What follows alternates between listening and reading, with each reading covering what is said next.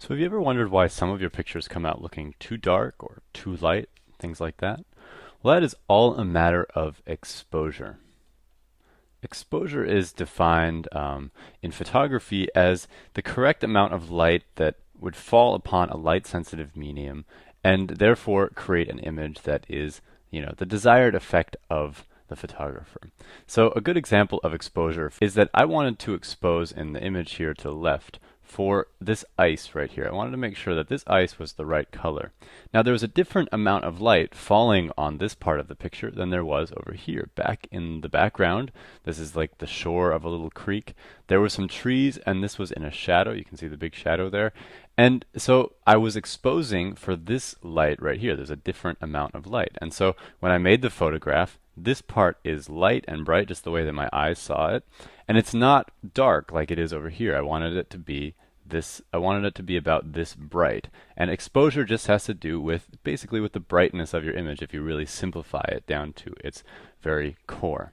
Exposure is something that we're going to be talking about in the next few videos here for this course, and it's related to your ISO, to your shutter speed, and to your aperture or depth of field setting. So you're going to be learning about all this stuff in a lot more depth, and there's also going to be a later lesson that's going to dive into detail about exposure. But I just wanted to introduce these terms to you so that you understand a little bit how they're connected before you learn more about them. So first of all, exposure is often said to be in a triangle. We're going to make ourselves a little pink triangle here. And on the top, we're going to have ISO. To the right, we're going to have your shutter speed.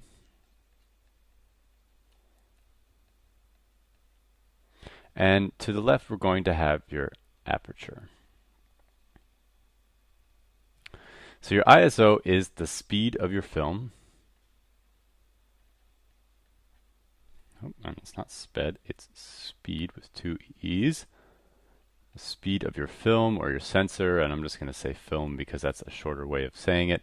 Your shutter speed is how fast you take the photo. So how fast photo is made, and this is counted in hundredths of seconds. It's very quick often. And your aperture is kind of like it's like your window into your it's like the window into your camera. So window into camera, and it affects sort of the amount of light that you're allowing in. You can change the size of it and therefore allow more or less light into your camera. Just like by putting a smaller window on a house, you can let less light in. Or putting a bigger window on your house, you can put more light in. And the aperture works essentially in the same way. So these three things together are going to work to make your exposure. So they all have to do with the amount of light that makes it to your film and how that film then interacts with it. So in a way, you can also divide these into two groups. So you kind of have the light group is over here.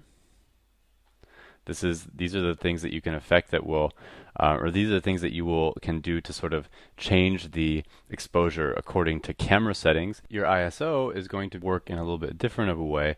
A lot of times what you do when you're shooting is you set an ISO and then you adjust your aperture and your shutter speed and kind of just leave your ISO on its own. So I often, when I'm trying to imagine ISO, sort of separate it from the other two, because although you can change it in your camera, and you do sometimes change it, it's not something that you're changing as a active part of your photography often. It's something that sort of, as the light goes down, and maybe a good example, you're photographing something right before sunset.